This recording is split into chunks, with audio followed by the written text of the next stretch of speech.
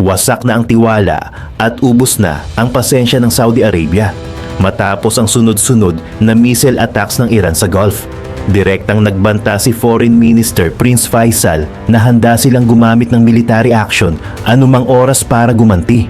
Bit-bit ang bilyon-bilyong dolyar na defense budget, advanced US missile defenses at defense pack sa Pakistan. Nasa highest alert na ang kingdom.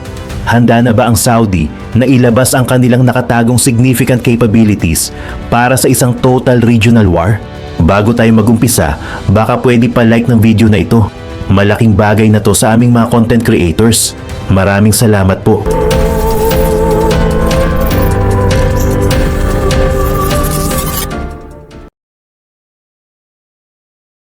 Noong madaling araw ng March 18, 2026, nagsimula ang serye ng malalakas na pagsabog sa South Pars gas field na matatagpuan sa southern coast ng Iran, partikular sa probinsya ng Bushehr.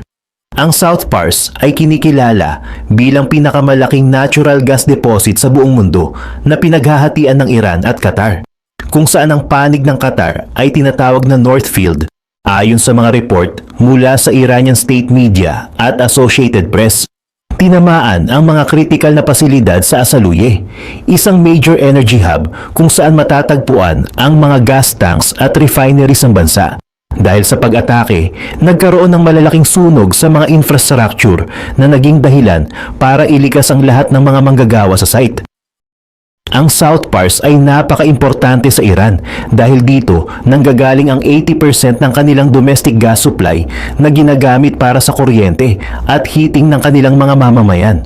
Kahit walang opisyal na pag-amin mula sa gobyerno ng Israel, direktang isinisi ng Tehran ang operasyon sa Israeli military.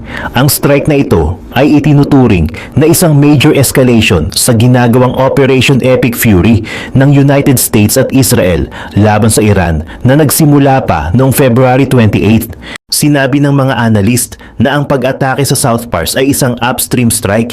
Ibig sabihin ay mismong ang pinagmumulan ng gas ang sinira imbes na ang mga distribution lines lang. Dahil sa insidenteng ito, agad na nagbabala ang Iran's Islamic Revolutionary Guard Corps, IRGC, na magkakaroon sila ng retaliatory strikes laban sa mga oil at gas facilities ng mga kalapit na bansa sa Gulf na host ng mga military bases ng United States.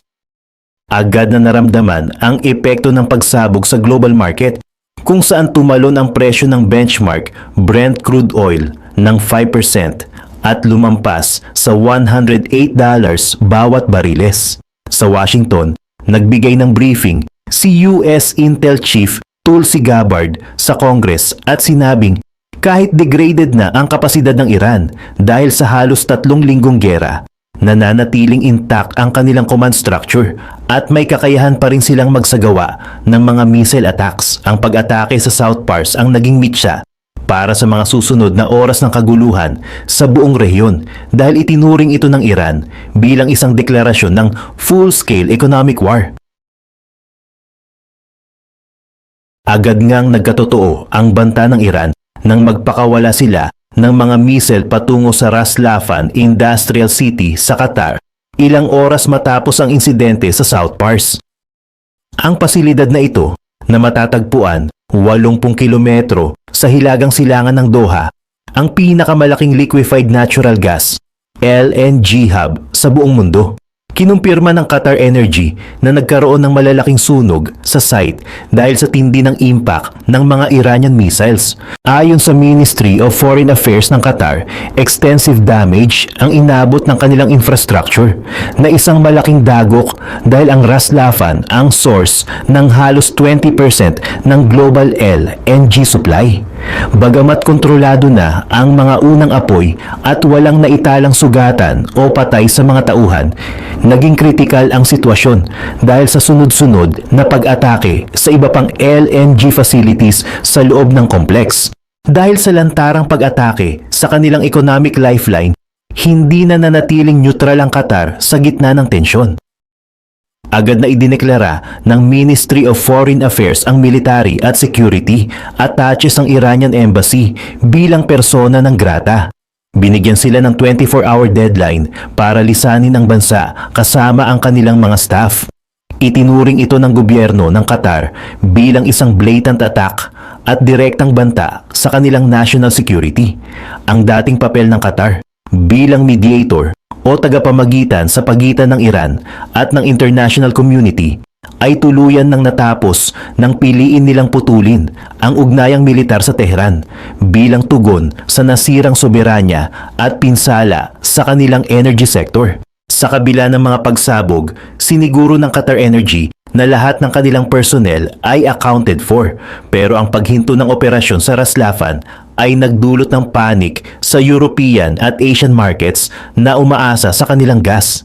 Ang desisyong itaboy ang mga Iranian diplomats ay naging hudyat ng pagbabago sa geopolitical alignment sa Gulf, kung saan ang isang bansang dati ay malapit sa Iran ay napilitang pumanig sa mga kapitbahay nito dahil sa direktang agresyon. Ang aksyong ito ng Qatar ay naging simula ng mas malawak na diplomatic isolation para sa Tehran habang patuloy na kumakalat ang apoy sa iba pang bahagi ng rehiyon. Hindi tumigil ang Iran sa Qatar dahil agad na sumunod ang mas malawak na pagsabog sa United Arab Emirates at sa sentro mismo ng Saudi Arabia. Sa UAE, ang mga pasilidad ng Habshan at ang Bab Oil Field ang naging pangunahing target ng mga missiles at drones. Ayon sa UAE Ministry of Defense, matagumpay nilang naharang ang 13 ballistic missiles at 27 drones. Pero nagkaroon pa rin ng malaking problema sa operasyon. Kahit na-intercept ang mga ito, ang mga pira-pirasong bakal o debris mula sa mga missiles ay bumagsak sa loob ng Habshan Gas Facility. Dahil sa panganib ng pagsabog, napilitan ang ADNOC Gas na itigil ang trabaho sa buong kompleks. Ipinakita nito na kahit epektibo ang depensa, sapat na ang mga bumabagsak na debris para maparalisa ang produksyon ng enerhiya sa rehiyon. Sa parehong oras, niyanig ang lungsod ng Riyadh sa Saudi Arabia nang magpakawala ang Iran ng 4 na ballistic missiles diretso sa kabisera. Ito ang kauna-unahang pagkakataon sa loob ng 20 araw na giyera na naramdaman ng mga sibilyan sa Riyadh ang direktang panganib. Gamit ang cell broadcast technology, nakatanggap ang mga residente ng emergency alerts sa kanilang mga mobile phones na nag-uutos sa kanilang humanap ng masisilungan. Maraming saksi ang nakarinig ng malalakas na pagsabog sa langit habang pilit na pinapabagsak ng Saudi Air Defense ang mga missiles bago pa ito tumama sa lupa. Ayon sa Saudi Ministry of Defense, 2 pang missiles ang pinabagsak sa Eastern Province kung saan matatagpuan ang mga malalaking oil depots ng bansa. Dito lalong nakita ang kapasidad ng military power ng Saudi Arabia. Ang kingdom ay gumagamit ng isa sa pinaka-advanced na Integrated Air and Missile Defense IAMD system sa mundo. Gamit ang kanilang mga Patriot PAC-3M SE interceptors na galing sa United States, nagawa nilang pigilan ang mass casualty event sa gitna ng Riyadh. Ang Saudi military ay hindi lang basta nakadepende sa interception. Ang kanilang Royal Saudi Air Force ay naka-red alert na rin gamit ang kanilang mga F-15SA jets na may kakayahang magsagawa ng counter-strikes sa loob ng teritoryo ng Iran. Ang matagumpay na pagharang sa dagsa ng mga missiles at drones ay patunay ng bilyon-bilyong dolyar na investment ng Saudi sa kanilang defense infrastructure para protektahan ang kanilang mga syudad at critical na resources. Gayunpaman, ang pagbagsak ng ilang debris malapit sa isang refinery sa timog ng Riyadh ay nagdulot ng matinding kaba sa global market. Ipinakita nito na kahit gaano kalakas ang depensa ng Saudi at UAE, ang volume ng mga tinitirang missiles ng Iran ay sapat na para magdulot ng operational outages. Ang tensyon sa himpapawid ng Riyadh at ang pansamantalang pagsasara ng mga planta sa UAE ay nagpatunay na ang Iran ay handang gumamit ng saturation tactics o ang pagpapadala ng napakaraming drones at missiles ng sabay-sabay para subukan ang limitasyon ng military technology ng mga bansa sa Gulf. Habang abala ang mga bansa sa Gulf sa pagdepensa ng kanilang himpapawid, ang mga shrapnel mula sa mga na-intercept na missiles ay nagdulot ng malubhang pinsala sa ibang mga lugar. Sa occupied West Bank, particular sa isang beauty salon sa Adanim, 3 babaeng Palestinian ang kumpirmadong namatay. Ayon sa Palestinian Red Crescent, ang pagkamatay nila ay dulot ng mga pira-pirasong bakal mula sa isang Iranian missile na pinabagsak ng air defense system. Ang insidenteng ito ay nagpakita na kahit matagumpay ang pagharang sa mga missile sa ere, ang mga nahuhulog na labi nito ay nananatiling banta sa buhay ng mga sibilyan sa lupa. Dahil sa lumalalang sitwasyon, naglabas ng pahayag si US President Donald Trump sa pamamagitan ng kanyang Truth Social account. Itinanggi ni Trump na may kinalaman o alam ang United States sa naging pag-atake ng Israel sa South Pars gas field noong Miyerkules. Gayunpaman, nagbigay siya ng isang napakabigat na babala sa gobyerno ng Iran. Sinabi ni Trump na kapag hindi itinigil ng Iran ang pag-atake sa mga energy complex ng Qatar, gaya ng nangyari sa Raslafan, ay nakahanda ang United States na tuluyang sirain ang buong South Pars gas field sa panig ng Iran. Ginamit ni Trump ang banta na ito para protektahan ang global energy supply na nanggagaling sa Qatar. Ang mga palitan na ito ng banta at ang aktwal na pinsala sa mga oil and gas facilities ay nagdulot ng matinding takot sa pandaigdigang ekonomiya. Ang presyo ng benchmark Brent crude oil ay biglang umakyat at lumampas sa $110 bawat bariles, na siyang pinakamataas na presyo simula noong 2022 inflation surge. Sa United States, ang presyo ng diesel ay lumampas na sa $5 bawat galon, na nagbibigay ng malaking pressure sa administrasyong Trump na kontrolin ang sitwasyon. Ang economic impact na ito ay naging hudyat na ang giyera ay hindi lang usapin ng military territory, kundi isang direktang banta sa world economy at financial stability ng maraming bansa. Sa gitna ng mataas na presyo ng langis at ng mga banta ni President Trump, hindi huminto ang Iran at dinala ang pag-atake sa kanlurang bahagi ng Saudi Arabia, particular sa port ng Yanbu na matatagpuan sa Red Sea.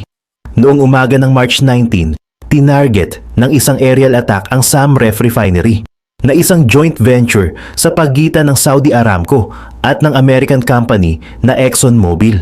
Ayon sa isang industry source, minimal lang ang naging physical impact ng pag-atake at hindi nito tuluyang napatigil ang operasyon ng planta. Gayunpaman, ang pagpili sa Yanbu bilang target ay isang napakalaking strategic threat sa buong mundo, dahil epektibong naisara ng Iran ang Strait of Hormuz sa kabilang bahagi ng peninsula. Ang Yanbu na lang ang natitirang major export outlet para sa krudo ng mga bansa sa Gulf. Dito sa Yanbu, dumadaan ang East-West Pipeline ng Saudi Arabia na naglalabas ng langis patungo sa Red Sea para makaiwas sa gulo sa Persian Gulf. Sa pamamagitan ng pag-atake sa Samref, ipinakita ng Iran na kaya nilang abutin kahit ang pinakamalayong pasilidad ng Saudi na dati ay itinuturing na ligtas mula sa kanilang mga missiles at drones. Ang Yanbu ang nagsisilbing huling daluyan ng global oil supply sa kasalukuyan. Kapag tuluyang naparalisa ang port na ito, mawawalan ng paraan ng Saudi Arabia na magpadala ng malaking volume ng langis sa international market. Ang pagkakasali ng ExxonMobil sa pasilidad na ito ay nagdagdag din ng tensyon, dahil direktang tinarget ng Iran ang mga assets na may investment ang United States, na lalong nagpapalapit sa posibilidad ng direktang military confrontation sa pagitan ng US at Iran. Bago ang mismong pag-atake, naglabas na ng babala ang Islamic Revolutionary Guard Corps, IRGC, at nag-utos na ilikas ang mga tao sa Samref at iba pang refineries gaya ng Jubail Petrochemical Complex. Ipinapakita nito na sadyang pinupuntirya ng Iran ang mga economic hubs para pilitin ang international community na magbigay ng pressure sa US at Israel. Kahit sinabi ng mga source na maliit lang ang pinsala sa refinery, ang takot na dulot ng pag-atake sa tanging natitirang export route ay sapat na para lalong maging volatile ang merkado ng langis. Ang Yanbu attack ay nagsilbing pruweba na walang lugar sa loob ng kingdom ang hindi kayang maabot ng military technology ng Iran, na siyang nagtulak sa Saudi government na muling suriin ang kanilang defense posture at ang limitasyon ng kanilang pasensya. Dahil sa sunod-sunod na pag-atake sa mga energy sites gaya ng Yanbu at ang matinding pinsala sa Ras Laffan, tuluyan nang naputol ang diplomatikong pasensya ng Qatar noong umaga ng March 19, 2026. Ang Ministry of Foreign Affairs ng Qatar ay opisyal na naglabas ng desisyon na ideklarang persona ng grata ang mga military at security attaches ng Iranian Embassy sa Doha, kasama ang lahat ng kanilang mga staff. Binigyan ng gobyerno ng Qatar ang mga naturang opisyal ng Iran ng eksaktong 24 oras para lisanin ang bansa. Ang hakbang na ito ay isang direktang tugon sa tinatawag ng Qatar na blatant Iranian attack sa kanilang teritoryo na nagdulot ng malalaking sunog at pagkasira ng kanilang mga LNG facilities.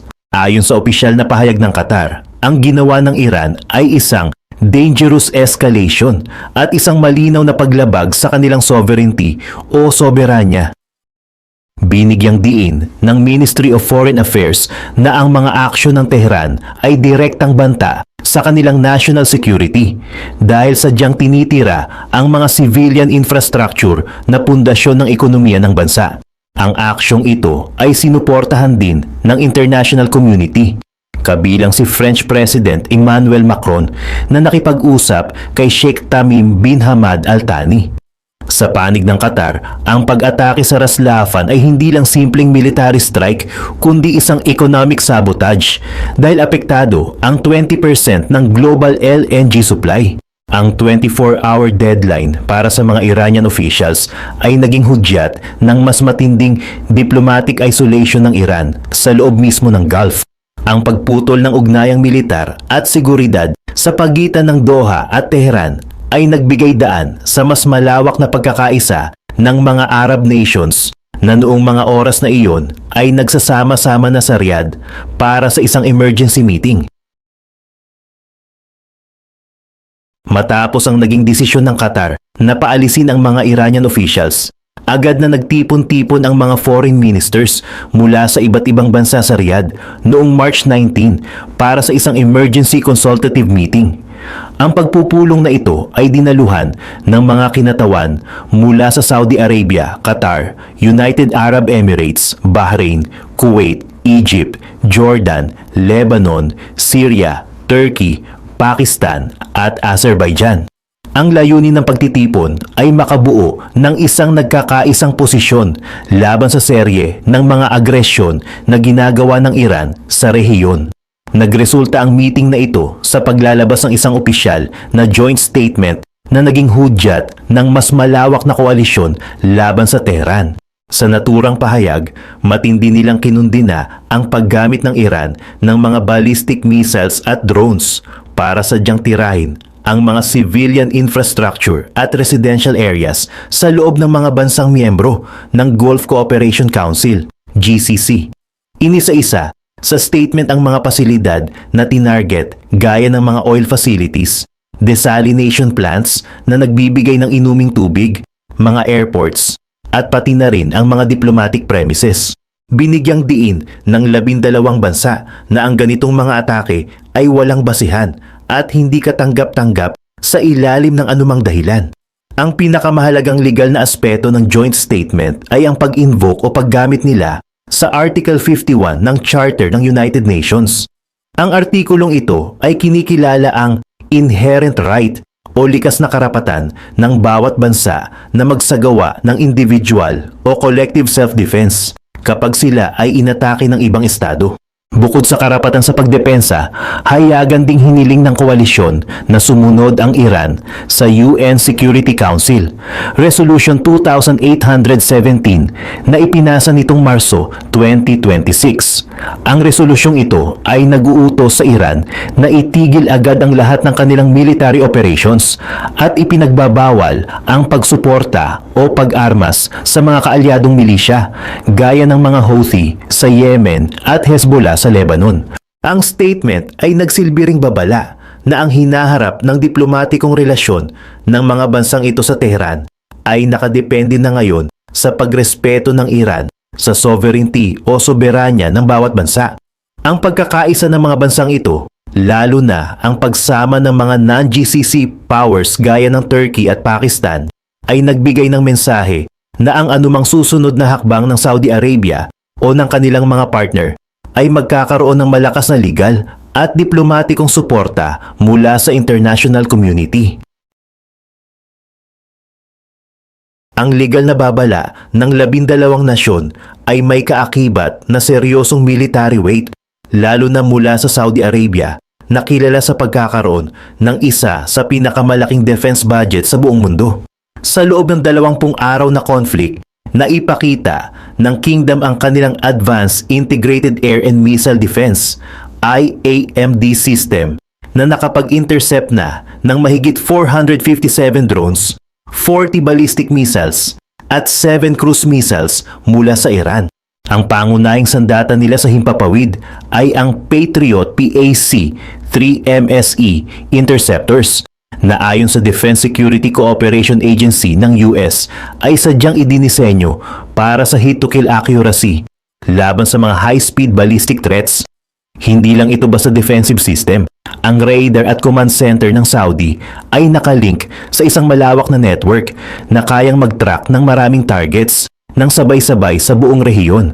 Pagdating naman sa offensive capabilities, ang Royal Saudi Air Force RSAF ay itinuturing na isa sa pinakamalakas sa Middle East. Hawak nila ang mga modernong aircraft gaya ng F-15 sa Strike Eagle at Eurofighter Typhoon na laging nakaarmado at handang lumipad para sa mga counter-strike missions. Ang mga jet na ito ay equipped na may precision-guided munitions na kayang tumama sa mga target sa loob mismo ng Iran kung sakaling magdesisyon ang kingdom na gumanti. Bukod sa sariling lakas, ang Saudi Arabia ay mayroong long-standing defense pact sa Pakistan. Ayon sa mga defense analysts, ang alyansang ito ay mahalaga dahil sa posibleng pagbibigay ng Pakistan ng strategic umbrella o direktang military support kabilang ang kanilang expertise sa ballistic missiles at conventional forces para dagdagan ang security layer ng Saudi Arabia. Ang military readiness ng Saudi Arabia ay hindi lang limitado sa equipment, kundi pati na rin sa kanilang civil defense systems na gumagamit ng cell broadcast technology para sa mabilis na babala sa mga sibilyan. Ang kombinasyon ng high-tech na missile interceptors, isang elite air force, at ang suporta mula sa mga regional partners gaya ng Pakistan at Turkey ay nagbibigay sa Saudi Arabia ng kakayahan na makipagsabayan sa isang high-intensity war. Dahil sa dambuhalang investment nila sa military technology sa nakalipas na dekada, ang kingdom ay may sapat na resources para i-sustain ang defense operations habang pinapanatili ang option na lumipat mula sa pagiging defensive patungo sa isang full-scale military offensive kapag nagpatuloy ang agresyon ng Iran. Ang lahat ng pagpapakita ng lakas militar at koalisyon na ito ay naging pundasyon ng huling babala ni Saudi Foreign Minister Prince Faisal bin Farhan sa isang news conference sa Riyadh nitong Huwebes, March 19, 2026. Sa harap ng mga international media, direktang sinabi ng minister na ang pagtitimpi o pasensya na ipinapakita ng Saudi Arabia at ng kanilang mga regional partners ay hindi unlimited o may hangganan. Nilinaw niya na ang kasalukuyang restraint ng kingdom ay isang choice at hindi dahil sa kakulangan ng kakayahan. Tahasan niyang idineklara na ang Saudi Arabia ay reserves the right to take military action o nakalaan ang karapatang gumamit ng puwersang militar laban sa Iran kung ituturing itong kailangan para sa depensa ng bansa. Ipinaliwanag ni Prince Faisal na ang antas ng accuracy o katumpakan ng mga missile strikes sa mga kalapit na bansa ay patunay na ang mga atake ay premeditated, pre-planned at well thought out. Ayon sa kanya, hindi ito basta-basta reaksyon ng Iran, kundi isang strategy na binuo ng Tehran sa loob ng nakalipas na dekada para gamitin ang pananakot sa kanilang mga kapitbahay bilang leverage sa international community. Dahil sa mga direktang pag-atake sa mga civilian infrastructure, sinabi ng minister na ang little trust o kaunting tiwala na nabuo noong 2023, restoration of ties ay completely shattered o tuluyan ng nawasak. Sinabihan niya ang Iran na kailangang mag-recalculate agad ng kanilang plano dahil halos wala na silang pagkakataon na maibalik ang maayos na relasyon sa rehiyon. Sa pagtatapos ng news conference, nagbigay ng seryosong babala si Prince Faisal tungkol sa timing ng posibleng resback ng Saudi Arabia. Bagamat tumanggi siyang mag-telegraph o magbigay ng eksaktong detalye kung ano ang magiging trigger ng kanilang defensive action, sinabi niya na ang desisyon ay maaaring mangyari sa loob ng 1 araw, 2 araw o 1 linggo. Ang pahayag na ito ay nagsilbing pinal na babala na ang Saudi Arabia kasama ang kanilang mga partners na may significant capacities ay handa nang lumipat mula sa interception patungo sa aktual na military response kung hindi agad ititigil ng Iran ang kanilang aggression sa mga oil at gas facilities sa Gulf. Ang press conference na ito ang nagtapos sa mga diplomatikong usapan at naglagay sa buong rehiyon sa isang high alert status para sa posibleng pagsisimula ng isang mas malawak na gera.